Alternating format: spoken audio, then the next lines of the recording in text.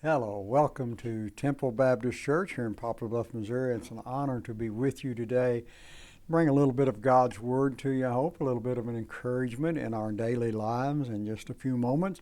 We'll be in the book of Luke chapter 5, and I'm going to encourage you to read verses 17 through 26. And I want to pull verse 19 out of that. This is, to me, it's a very familiar Bible text to me. I like this story of the getting the man to Jesus, no matter what the cost, is really what it is. And so in verse 19, and when they could not find, and when they could not find by what way they might bring him in because of the multitude, they went up onto the housetop and let him down through the tiling, which with his couch into the midst before Jesus. This is some four men that have brought one man to Jesus, and because of the crowd, they just don't see, most of us, I think, would have turned around and went back and said, well, we'll come another day. We're not going to go through all this. I mean, just think about this in our daily lives. You ever been stuck in traffic with somewhere important to be? I mean, you're in a hurry to be there.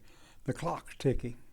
The brake lights are glowing, and the tension rises. There we are. But just imagine that urgency is not for yourself, but for someone else. What about someone else? This kind of desperation that I think these four friends felt. I think it's the kind of desperation they were there. The brake lights was there, the clock was ticking, the tension was rising as they come up there, and their friend was paralyzed, and Jesus was his only hope. That was the only way that he was going to be healed or be saved, was through Jesus Christ. And so, the crowd was thick. There was a lot of crowd there. The door was blocked. The windows, if there was any windows, they were blocked. Couldn't get in. So, like I say, most of us would just turn around and went back and said, okay, we'll try this again another day. Maybe the crowd won't be so bad. But they didn't. They climbed up on the roof, ripping the roof off, and lowered him down right in front of Jesus. Now that's it. This verse to me reveals a faith that won't quit. They had faith. They said, we get him to Jesus, that's all it takes, and whatever it takes to get him to Jesus, that's what we're going to do. These men didn't let the crowd stop them. How many times have you let the crowd stop you? They didn't settle for standing outside. They didn't say, maybe next time, we'll bring him back later. The friend mattered too much. He mattered too much. And they believed deeply in what Jesus could do. They were committed to that. So they made room where there was no room. They took matters, I guess you'd say, into their own hands. They were getting him to Jesus, and we have to tear the roof off the place. How's our attitude? Not that close, is it? Not that good.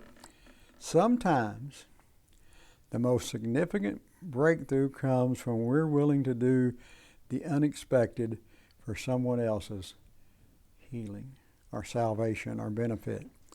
What do you know? Who do you know that needs to get to Jesus? We all know somebody that needs to get to Jesus, don't we? Then it comes down, what are we willing to do to get them there? What are we willing to do? Are we willing to do everything that is needed? It seems like this may have seemed physically impossible, but it wasn't, because they were determined to get him to Jesus. How determined are we to get people to Jesus? Come be a part of our services here at Temple. We meet on Sunday mornings. Our first service is at 8 o'clock. And we have Sunday school classes from 9 o'clock. And our second worship service is at 10 a.m. on Sunday morning. Sunday nights at 6, Wednesday night at 7. Come and be a part of our service. May God bless you is our prayer.